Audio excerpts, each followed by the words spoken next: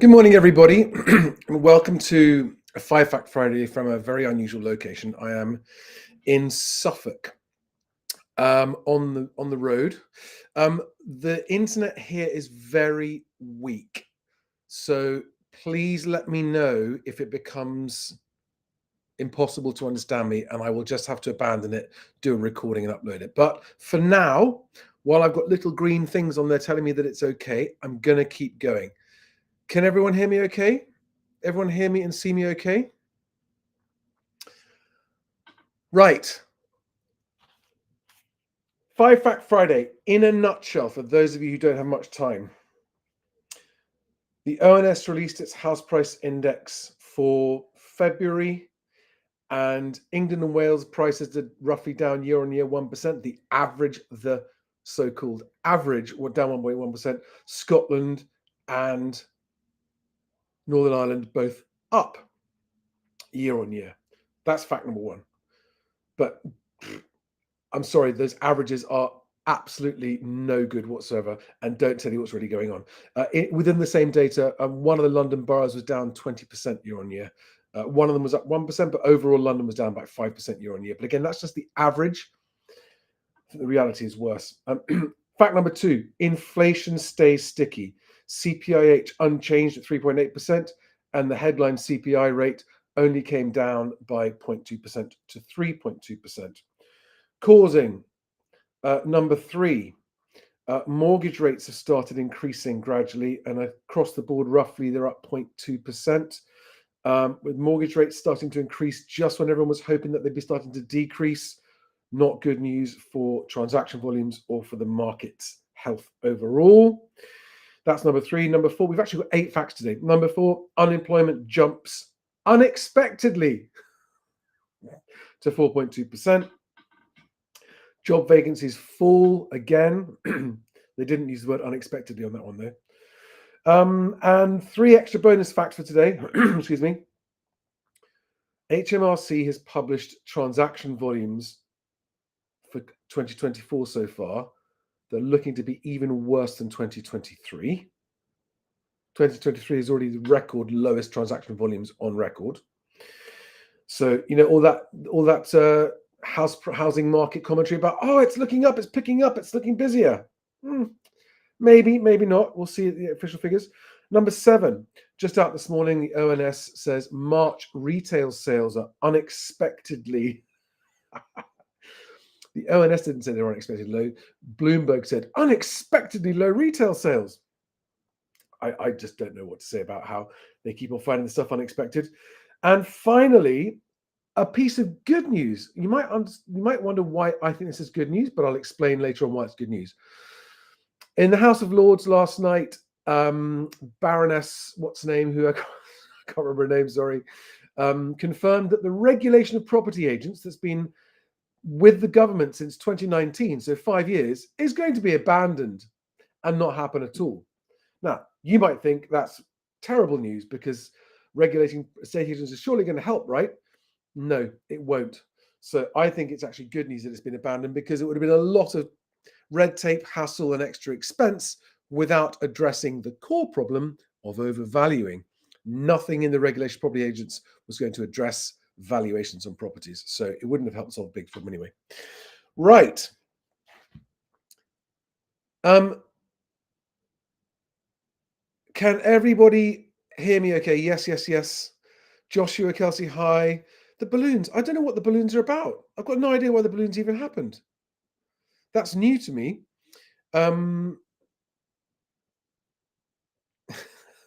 Luke says, slightly blurry. Feels like I've already had a few pints.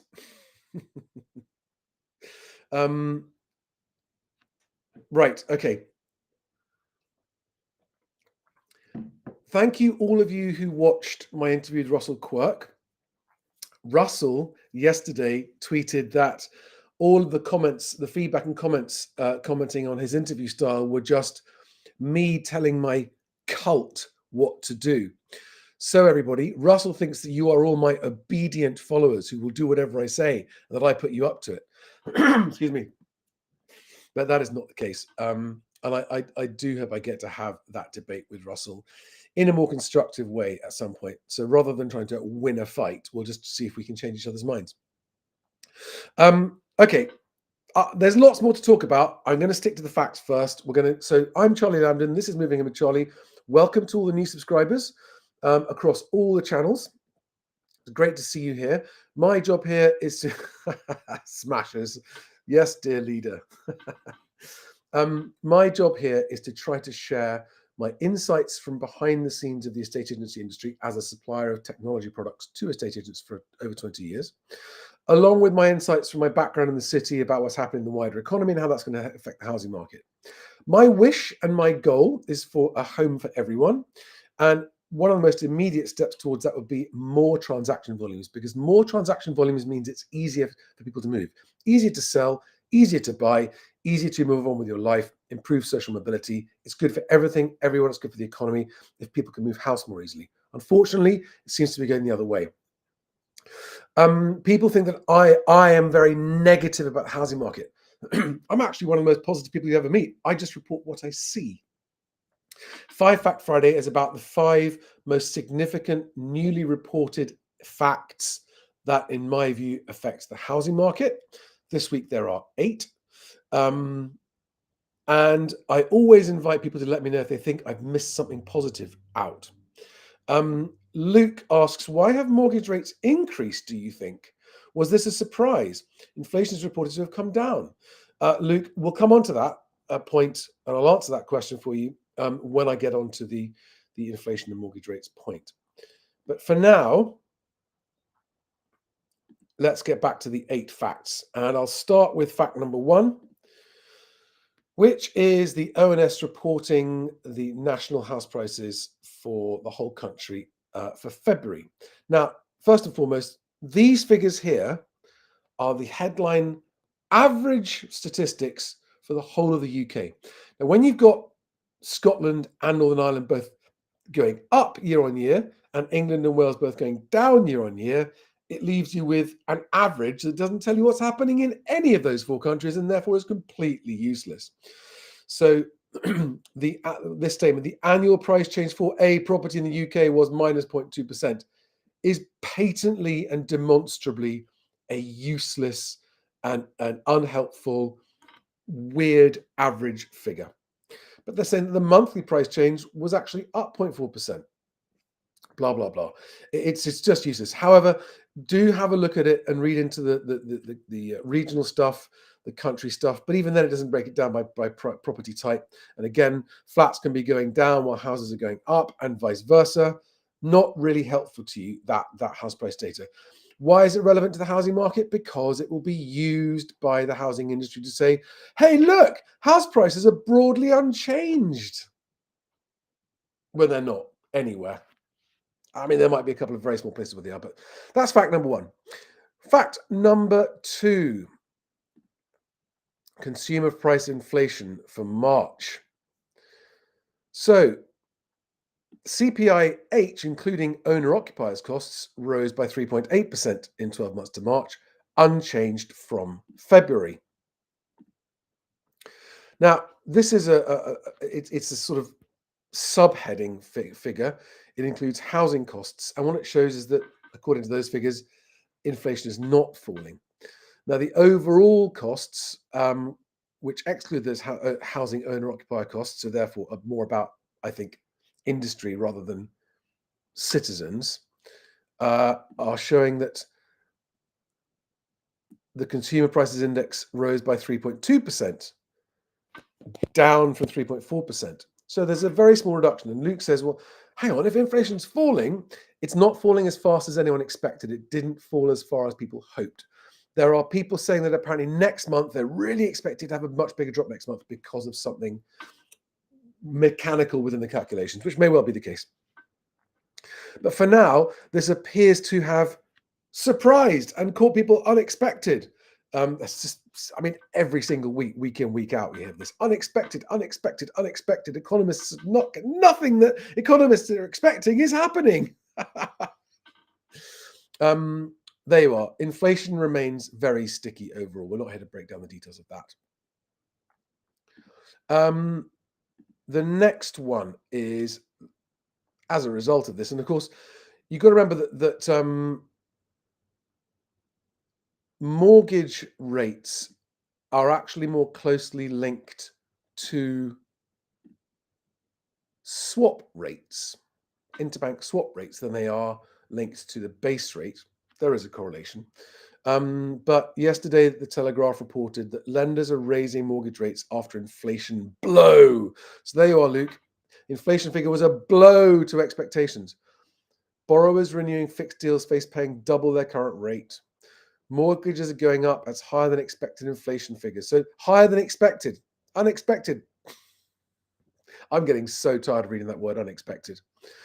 So that's mortgage rates reported to be going up. Now that obviously, the popular narrative from the industry, most estate agents and most mortgage brokers are going, interest rates are going to come down because inflation is going to come down and therefore house prices are going to go to the moon again, like a rocket. And so even with a pinch of salt, first-time buyers are looking at that information going, oh, wow, okay, well, maybe we should hold on and wait. As I say, never wait if you found a house that you can afford to buy. Never wait, because living in a house you own is a great thing to do, provided you don't overpay and you don't buy a shockingly bad quality home. So that's mortgage rates going up. That's fact number 3. Fact number 4, we're not even halfway. Employment in the UK in April. The UK unemployment rate for December is 4.2%, is above estimates a year ago and increased in the latest quarter.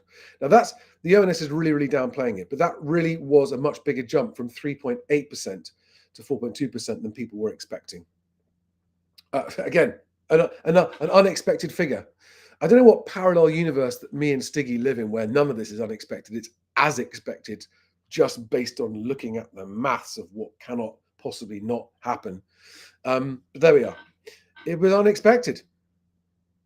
Again, but unemployment going up is just terrible news for everyone and everything, and in particular for the housing market, because the more people losing jobs, the more people out of work, the fewer people there are who are able to get a mortgage and buy a home. Now, as if that wasn't bad enough, we've then got vacancies falling. The estimated number of vacancies in January to March was 916,000, a decrease of 13,000 or 1.4% from October to December. Now, that's not a massive drop, but if you look at the trend is going down. Since May 2022, when it was 1.3 million, down, diddly down, diddly down, diddly down, down, down, down, down, down. And there we are, still falling. That's seasonally adjusted. None of this is good news at all. Now here we're getting into facts, the bonus facts now.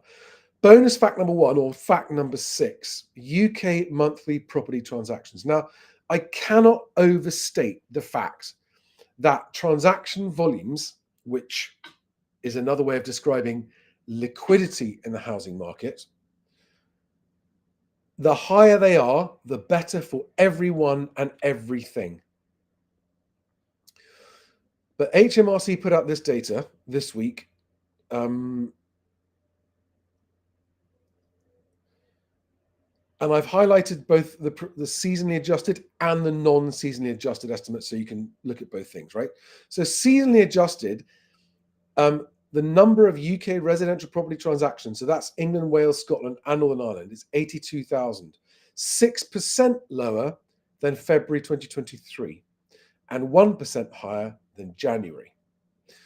Now, the non-seasonally adjusted estimate, or the actual estimate, again, it's still an estimate, it's actually a lot lower than that, 73,000. And that's 3% lower than the non-seasonally adjusted number from a year ago. So the non-seasonally adjusted drop is 3%. The seasonally adjusted drop is 6%. So you pay your money, you take your choice as to which one of those you think is more important. Either way, February transaction volumes are down in 2024 compared to 2023, which I have to say is a surprise. That is unexpected to me, that February this year transactions is even worse than February last year. I mean, that is arguably the worst piece of news from all of these factors. All right. It just means that moving home is harder. It means that business is harder for estate agents. And don't forget, when transaction volumes are down, that affect good agents as well as bad agents. And people go, great, if transaction volumes are down, it'll put estate agents out of business. Well, maybe some of the worst ones might not survive this, and maybe that isn't a loss to the property market, but it just makes it harder even for good agents to do their job. It is an absolute, generally speaking, it is very, very difficult holding deals together at the moment. Okay, and this figure is terrible news for everybody. And I hope it turns around. But do we think it will turn around? No. Why? Because of the uncertainty of an election, a looming election. When will it be? We don't know. The most people seem to think it's going to be in the autumn. I don't have an opinion strongly either way, whether it will be or it won't. But as far as I'm concerned, we can't get rid of this government soon enough. Number one. The second reason I think that it's going to get even worse this year is because of the massive uncertainty happening in the Middle East right now. That you're watching all of the markets. You're watching a flight into gold. You're watching a flight into gilts. You're watching money starting to come out of the stock market. There are people worrying about how uncertain that's looking at, and the probability or the risks of that conflict in the Middle East escalating to a whole new level, which no one really wants to consider how bad that would be. And number three, economic uncertainties continue. And these interest rates, I mean, let's not go into what I've said about interest rates this year, but people are, widely speaking, generally speaking, the grim reality that interest rates aren't going to be falling as much as everyone hoped is starting to take hold. And again, that is going to put some people off moving. Maybe not even for the right reasons, but it does tend to put people off moving, which hurts. All of those things hurt transaction volumes. So I fear, and I really mean that I fear this, it's not good, that 2024 is going to be even worse for agents in 2023. Some of you might say, oh, but Foxtons put out their trading results yesterday and their sales are up 13% on last year. They are. That is a fully expected result of the new boss who's been in place for a year. The new boss, Guy Gittins, is a guy who actually understands the business of estate agency and has started to improve their metrics. So even in a weak, tough, declining, whatever market, I was fully expecting Foxtons' results to increase. What will be interesting will be to see whether or not the other large agency groups in London report the same, or whether Foxtons is an outlier. By the way, it's a low bar because before Guy Gittins joined Foxtons, they were only selling about 28% of what they listed. I think in 2022, Foxtons sold 28% of the properties they listed. So that's now gone up to maybe 32, 33% of what they list being sold. Still very low, but a significant increase in the number of properties they're actually converting into a sale, which is welcome for everyone. And I hope that continues. I hope to be the case. Right. Fact number 7. This morning, retail sales. Can you guess which word was used? Can you guess? Anyone want to guess what words was used to report this morning's retail sales figures? Unexpected. They were unexpectedly weak. Again, this is not good news for anybody. Retail sales volumes, quantity bought, not amount spent, because amount spent is up, were estimated to be flat. And the only reason the amount spent is up is because everything's going up in price. And so retail sales are costing more, we're paying more to buy less or the same amount of stuff. They're saying that February was revised up by 0.1%, but March was 0%.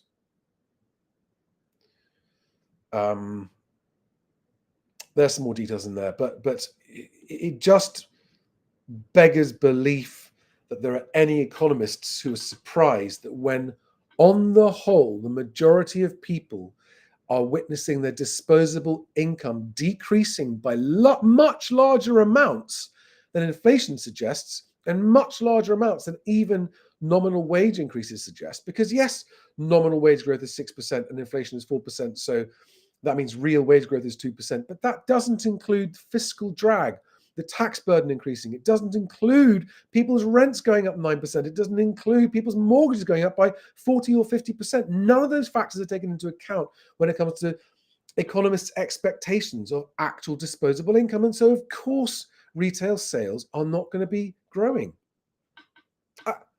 I'm just a dummy bloke on the internet that used to work in the city and was qualified to trade stuff a long time ago.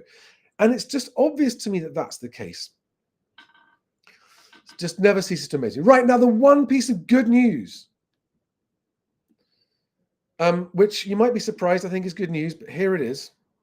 Fact number 8, bonus fact number 3, is that Baroness Swinburne tells fellow members of the Lords that there is no time for regulation of estate agents of any kind to happen, despite Lord Best's regulation of property agents report being published 5 years ago. Now, this is arguably a topic on which I am as experienced as anyone to comment. And I can tell you something. I know the people who've been leading this charge. I remember sitting next to them at dinner in 2018 before it got to Lord Best and talking about it, and they were all excited about it. And I said, but how is it going to fix the problems? It's not going to fix dishonesty. There are already laws against dishonesty. Those laws are being broken and not being enforced. And nothing in here talks about that. I mean, they're talking about mandating training. Now, rule number 1, you mustn't lie. That's not going to be part of the training because that's already the law. And nothing in this proposed legislation would have changed that. The next thing that's not covered in this legislation is overvaluing. Rampant, widespread overvaluing is not covered by anything in the proposed regulation of estate agents, and therefore will not solve so there's lying, there's overvaluing, and there's one more problem as well, which is people's number one biggest frustration with estate agents as movers, and that is lack of communication. And nothing in the regulation would fix that problem. So the 3 biggest problems, by far, dishonesty, overvaluing, and poor communications. None of those 3 things would get fixed by anything here. So it's a good thing this isn't happening, because this would simply have created jobs for the boys, for agents to have to pay for training that they don't need. Okay, yes, some of them might need it, but even incompetent people can pass training courses, and it doesn't, again, solve that problem. But this would have created cost, hassle, and red tape that would have given large corporations an unfair advantage of handling that additional red tape burden, and put yet more burden on smaller, arguably some of them better and honest agents, without solving any of the problems. So it is very, very good news that rope is not going to happen.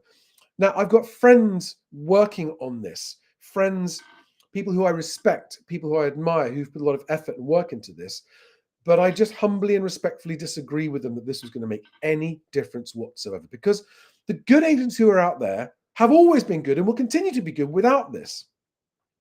And the bad agents, defined by dishonest, overvaluing, poor communicators, won't be affected by this. So that's my view on that. Right.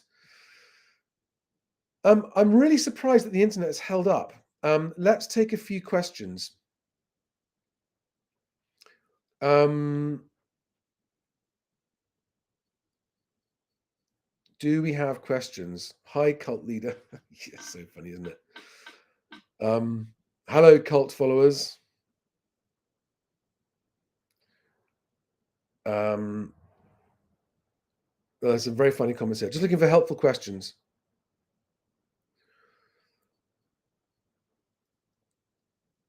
Dave Johnson's got an anecdote from a neighbor just selling at 870,000 after a near 20% knockdown over 4 months, roughly equivalent to what it fetched in 2007. Ooh. Ooh. So, okay, now Chris Watkins is a guy who I very much like and respect, but with whom I disagree with on several things. Chris Watkins is an estate agency figurehead. He is a provider of data services.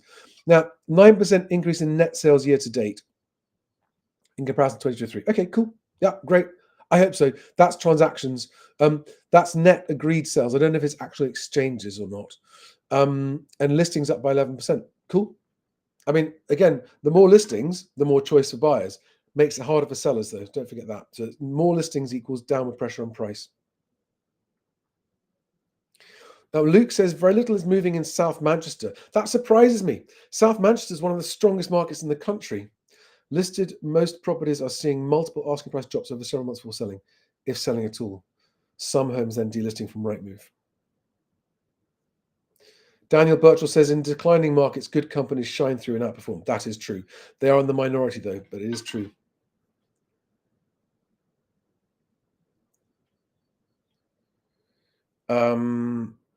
Maria dos Santos says this last year has been a financial pain even worse than 2008 for us as a business or family.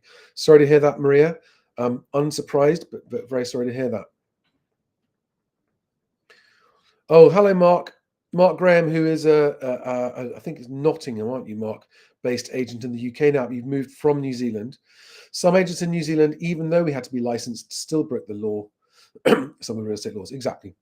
You know, without enforcement, regulation is a waste of time and money.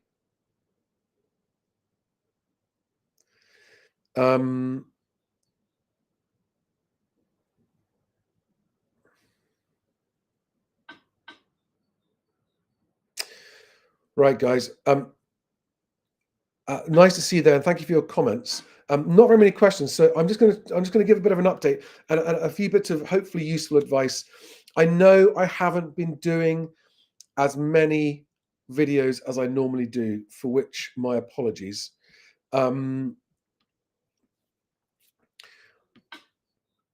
If you are a new buyer here, my absolute mantra at all times is if you found a home that you can afford, that you need and want to buy and live in, always buy now, just don't overpay, but buy taking into account the long list of caveats that there are. So do you need to move within the next 2 to 5 years? If so, if house prices fall, as far as I think they're going to, would that affect your decision to move? Because if they do fall, 2, 3, 4, 5 years from now, your house is worth less than the mortgage you borrowed to buy it, you'll be trapped in negative equity. So that's one of the reasons I say don't overpay. If you're paying for cash and you can afford to take the hit, then you won't be, your move won't be stopped. So overpaying as a cash buyer is very different from overpaying as a mortgage buyer. The definition of overpaying is unique and different to every individual and their circumstances. It's based on your financial stability, whether or not you've got family backup, whether or not you could afford to keep your mortgage payments up if you lost your job, how secure your job is, how secure your marriage is. Don't forget, a lot of first-time couples buy having just got married, marriage breaks down. It's a horribly high figure. Something like 50% of marriages break down. So, you've got to take into account, no matter how much you love your other half, what if things don't work out? Are we going to be trapped in negative equity? I mean, that's a hideous place to be. Stuck in a home you can't sell with a spouse you no longer want to be with. Just think these things through, right? Because if you overpay in that scenario, you end up in a truly horrible life situation. So always buy now. If it's a home, make sure it's a decent quality home. So make sure if it's a new build home. I mean, new builds are where you're most likely to overpay. And that is why I always say never get into negotiations. Please, please, please, if you are a buyer, go and watch my video about how to formulate your offer, how to negotiate a price reduction if you need to, as in renegotiate your offer price, how not to overpay in the first place, and how to make your offer. And if you follow all the rules of how to make your offer and stick to them, you will not overpay. All right, because the number one reason people overpay is because they end up being sucked into a negotiation on a transaction that they've got zero experience of negotiating, and you're negotiating it with someone who does it all day, every day for a living. So you are going to lose that negotiation, almost certainly. And honestly, the number of cocky people think, oh, I'm in sales, no one's going to out negotiate me. That's just not true. That's an absolutely naive thing to think. I've been in sales. I've been on, going back, the stories I could tell you about the sales training schools I've been on, the sales pitches I've done. And what I can tell you is sales skills vary massively depending on what it is you're negotiating and what your actual position is. So even if you are a highly accomplished salesperson, I'll give you an example, right? I hired Rightmove's #1 sales performer. This is going back about 15 years ago, right? I hired him to come and be a salesperson for me selling my estate agency software. The #1 out of, I think, 30 sales guys they had in the team. And he fell flat on his face. He was such a lovely guy. And he came to me and said, Charlie, I've let you down. He said, I've let myself down. He said, I don't know what's happening here, but I can't, I'm out of my depth. So do not make the mistake of thinking that you are clever enough. It's called the Dunning-Kruger effect, right? Thinking you're cleverer than you are in a certain situation when you're not. I mean, it's almost the definition of stupid. Always assume that the person you are negotiating with is a better negotiator than you are. Always assume that in all negotiations. Because if they are better than you, you'll be better prepared to stand your ground. And if they're not better than you and you are better than them, well, you're going to get a better deal anyway. It is absolutely foolish to ever go into a negotiation thinking you're better than the other person. That is the definition of naive foolishness in a negotiation, right? So don't get into negotiations. Work out your maximum comfortable price. Do not do it over the phone. Make your offer by email, and it's your walk away price. It's that or we walk away. That or we walk away, right? Now, does that mean that you're offering a few thousand quid more than you want to offer to begin with? Yes. Well, hang on, Charlie, we might have got it for a bit less. If you offer less than you're actually prepared to pay, you are increasing the chance of them using your offer to get someone else to pay the amount that the seller wants. Number one. Number two, you're increasing the chances. In fact, you're making it certain that you're going to end up in a negotiation that you will almost certainly lose and end up overpaying.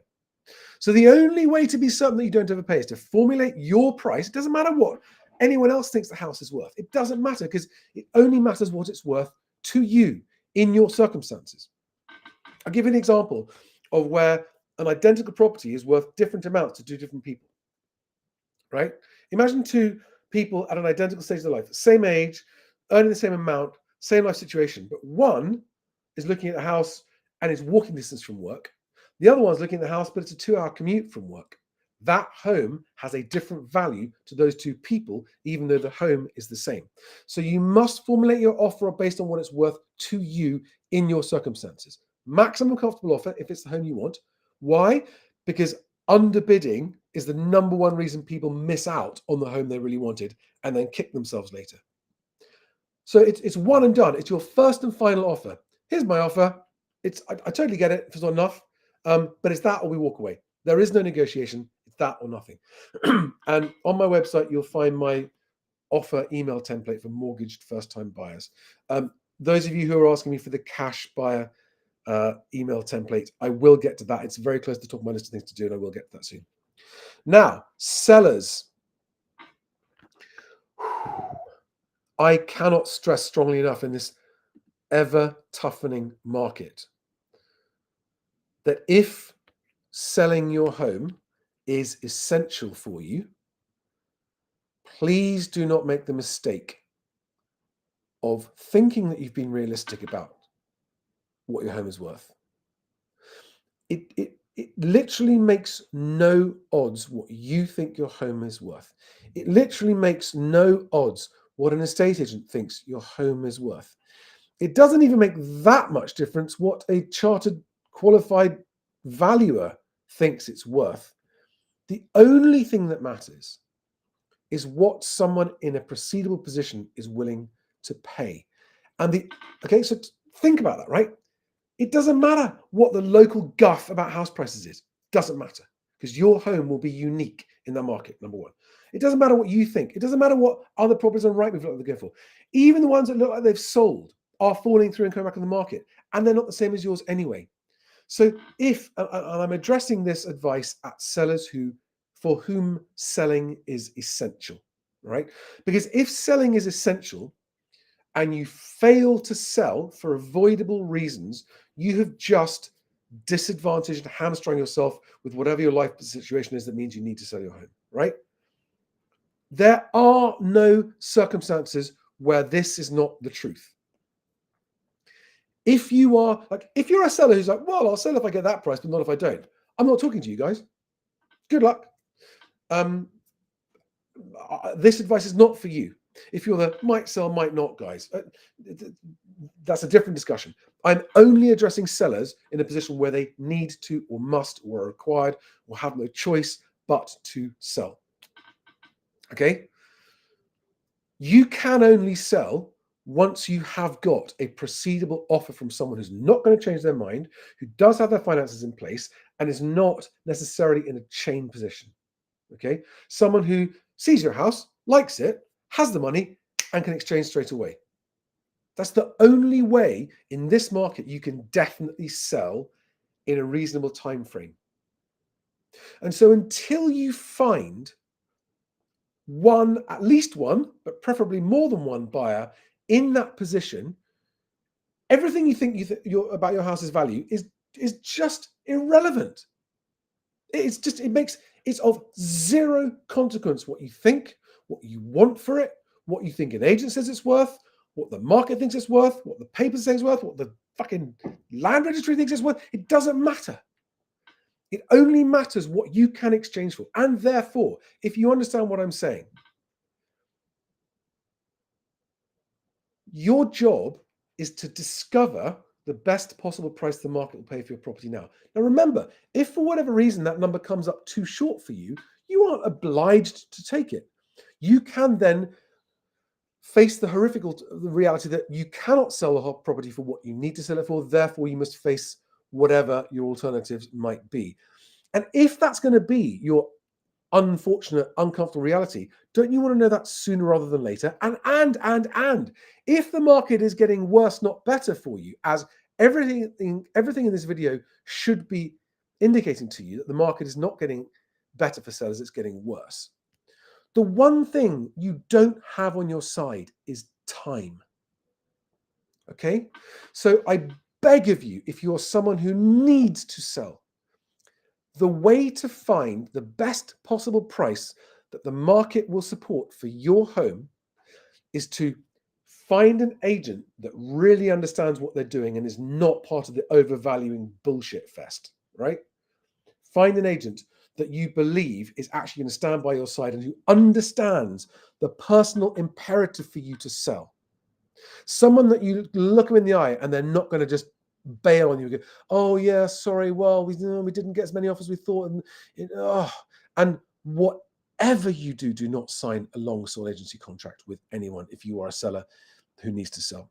So your choice of agent, number one, critical. And if you get that right, you'll be in safe hands. They'll get you done as fast as you can. Number two, the quality of the presentation of your home is paramount because you are competing with other properties that also aren't or might not be selling. And if you don't make it an absolute requirement of yours to your agent that the marketing of your property must look better than any other competing comparable properties, then you are increasing the chances of not getting the best price and getting your property sold, right? It's a non-negotiable when you talk to an agent. I want to know how you're going to make my home look better in the photographs and in the marketing than other agents are. And whatever happens if an agent says to you, oh, we've got a new AI description writer, tell them to fuck off right out of your house immediately if they start with that shit, right? You do not want someone who can't be bothered to use their professional local knowledge to write a description of your home that will actually mean something. And by that, I mean, a description on a property should tell people something that they can't see in the fucking photographs. What a waste of everyone's time to just type up stuff that you can see in the photographs. The whole point of a written property description is to tell the buyer or the potential buyer something about that property that they don't know from the photographs. The whole point of the description is to make it more, and don't use bollocks words. You know, don't let your estate agent use bullshit words. It just sounds desperate. Put something interesting in there. in the description. And it will really make a difference in this market. Put something interesting. Work with the agent. Go, right, what are the really unusual things about this home that you can't see from the photographs? And get the agent to write that up in the description. Right? And by the way, if you've chosen an agent that isn't already doing this, you've probably got the wrong agent. But then, so number one, choice of agent. Number two, quality of marketing. Number three, and this is the thing you only get one chance to get right, the launch marketing price. If you get that right, if you get that bang on exactly the right level, that price is not intended to try and get you the highest. It's intended to be clickbait, effectively, for your home. It's intended to be a price that makes people go, wow, that house looks so much nicer than the others in the photographs, and it reads better, and the price looks really reasonable. So not too low. Don't go too low. That can actually work against you if you go too low. It can look desperate, and it can also miss out on the market you're looking for. And this is where the choice of agent is so important. And if you're a seller that thinks, oh, agents just sticking on the internet waiting for buyers, good luck to you. Good luck to you. You are profoundly mistaken if that's the case. Get your marketing price absolutely smack bang bollock on the money. It's so important. I cannot overstate the importance of your launch marketing price. Do not make the profoundly idiotic mistake of thinking, well, let's fly a kite at this price and drop it after a couple of weeks. When Rightmove, even Rightmove, the king and lord of all price guff, actually puts in their monthly reports that if you have to drop your asking price, you have a 60% lower chance of selling at all. Please let that sink in. You cannot afford to get your launch marketing price wrong if you are a seller needing to sell in this market. And if you're an agent watching this, this advice is as important to you as it is to the seller, because otherwise you're not going to make a fee and you're going to waste your time, make yourself look like you're overvaluing, and undermine people's trust in your own ability. So this advice is as strong to agents as it is to sellers. Get the launch price right. When you get it right, you will get competing, funded, proceedable buyers who are going to go, well, I don't want them to get it. Here we are. And yeah, if you're a first-time buyer in that scenario, you're probably going to get outbid because this is a cash buyer who doesn't mind overpaying slightly because it's a nice property, or because, but I'm trying to help the sellers. This is seller advice. For buyers that are out there, don't worry. There are plenty of properties sitting there on the market with a price too high, where you're going to end up going to view the property after several months. An agent's going to think, oh my God, the buyer actually wants to look at this. And you'll be the only offer, and you're going to get it at a knockdown price because the seller didn't listen to the advice about overpricing, was tricked by an overvaluing agent. That's why we've got to end overvaluing. It's killing the housing market. It's killing transactions. Honestly, overvaluing is like punching yourself in the face if you're an estate agent. And I know it's difficult, but I urge any agents watching this that do not get into the argument about which agent can get the highest price. Don't get into a number. That's like buyers getting into a bidding scenario. It's a lose-lose scenario. Sorry, guys, this turned into a bit of a sort of rant for the sellers there, but I just, buyers aren't the ones losing out right now. Sellers are the ones losing out right now. And what I'm here to do is to help movers, whether you're moving for whatever reason. And for those buyers amongst you thinking, Charlie, don't tell sellers how to get a higher price. You're going to be a seller one day too, right? I'm not. I am the impartial umpire here. I just want a fairer, better functioning marketplace, because that improves social mobility if everyone needs to move, and it improves income for estate agents. So those of you who are estate agents watching me who are frustrated by what I'm saying, I know what I'm talking about. I've seen it and lived it with clients over the last 20 years. There are no exceptions to this. This is how to make the most money for your selling clients and the most money for yourself, is to not overvalue like a dummy. Well, that was an unexpected rant.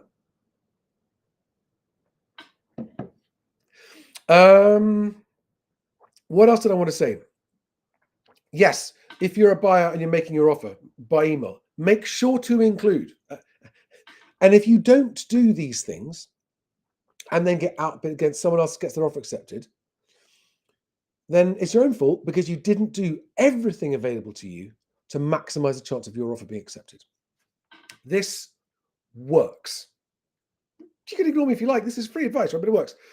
In your email offer, in which you have identified your maximum comfortable price above which you will walk away, you must include proof of your deposit funds. Now, that could be by way of a confirmation email from your conveyancer or a mortgage broker if you don't want to provide a screenshot of an actual balance. Fair enough, right? But one way or another, provide proof of deposit funds. Show that you already have a conveyancer selected and provide the details of that conveyancer. There are other reasons for doing that as well as making your offer more acceptable. But again, if you don't do that, you're going to have to do it anyway. It's like choosing to disadvantage yourself if you make an offer without a conveyancer selected. Okay, that's number 2. Number 3, proof of your mortgage and principal. Actually, there's 2 and 3 should be the other way around, right? Deposit funds proof, mortgage and principal proof. Actually have it, and not just some. You got it off the internet for free. Fill that form, and there's a mortgage and principal. That's not a mortgage and principal. You need a fully credit checked lender's name on it. Charlie can borrow up to this much money subject to the survey on the house that he wants to buy. Okay, deposit, mortgage principal, conveyancer, and most importantly of all, I will buy the property search pack immediately if my offer is accepted. Now, some of you will see a story I put out about a month ago or so about someone who did this, and he was the 9th from the highest offer, but his was the one that was chosen by the sellers. He said even the estate agent was like, can't believe it. The sellers chose his offer because certainty of proceeding quickly was worth more to them than risking a fall through for a slightly higher price. If you don't make your offer contain those things, maximum comfortable price, your first and final offer above which you'll walk away, proof of deposit funds, mortgage and principal, proper full mortgage and principal, and property search pack, and your offer doesn't get accepted, don't blame me. I'm not guaranteeing that it will be accepted, but by doing all of those things, there's nothing more you can possibly do to show how serious you are about that property and how quickly you can proceed. Because buying the property search pack on day 1 means you are probably taking the best part of a month off the transaction time, which will be very appealing to some sellers. Now, all of those things, if you don't have a mortgage broker that you trust, if you don't have a conveyancer that you think is good enough and trustworthy enough to get the deal done, by the way, don't use cheap conveyancers. And if you don't know what a property search pack is, all of it you can find on my website there. And I work with 2 handpicked mortgage brokers that I trust completely. I work with 1 conveyancing firm who are just outstandingly good. They've become award-winning since I started working with them. And the property search pack provider partner that I work with is also super slick, really, really high service levels, and will make sure to get the property search pack turned around as fast as possible. And if you want to know what any of those things are doing, oh guys, this isn't my steampunk clock. I am staying I'm not at home. I'm traveling. I'm in a very, very cool place though.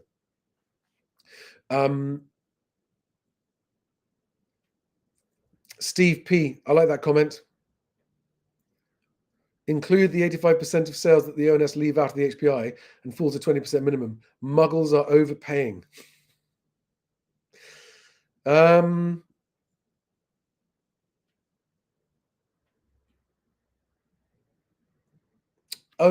Richard asks a question. If I can rent my property rather than sell currently, would you recommend that? Impossible to answer that question without knowing a lot more about your circumstances and your reasons for wanting to vacate that property.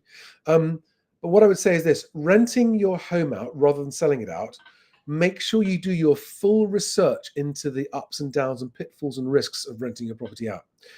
If you find someone that's a long-term tenant that looks after your home and pays the rent on time, yes, it can be a really, really good outcome for you. But you can also end up with a tenant that ends up wrecking your home, doesn't leave, needs to get evicted, and it can be a living nightmare. So this is why, you pay your money, takes a chance. If you don't know what you're doing, I would make sure you choose a really high quality, independent owner managed local letting agent. all right, with a really good reputation. That's, if you're going to go down that route, that's what I do. Go and talk to one of those guys, see what they think about it. And again, as far as selling is concerned, it depends what kind of property it is and what market you're in. Your property might be one that sells really quickly and for good money in the market you're in. It might not. And again, without knowing that, I can't answer that question.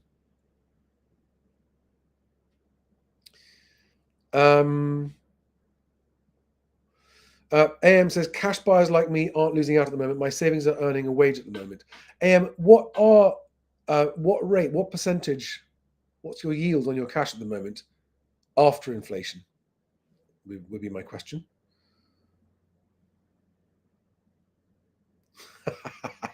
Right, Mike Freeman on YouTube says, any new build that is called something with water in the name, such as Waterbrook Meadow, means it's built on a floodplain.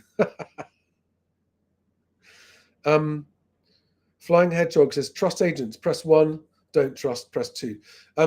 All agents are not the same. This is the mistake too many sellers make. Very, very good agents are very, very rare and hard to find. On average, only about 15% of agents are really very good. All of them have a very difficult job. A lot of them underestimate how difficult it is, which is why they're not very good at it.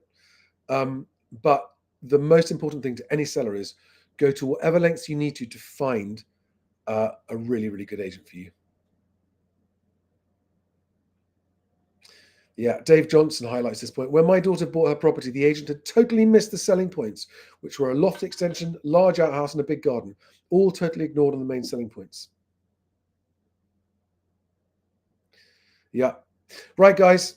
It's been a long time. I've been rambling for a long one. I hope that's a bit of a good, healthy catch-up for you. Apology for the lack of videos at the moment. Don't worry about it. I'm still here, haven't gone anywhere. I'm just up to my eyes on cool stuff with Best Agent, with the house price index that we're building, with talking to agents, and working on the whole project of making moving easier. Thanks for watching, guys. Thank you very much. It's been great. See you on the next one. All the best. Have a great weekend. Love and luck to everybody. See you soon. Bye-bye.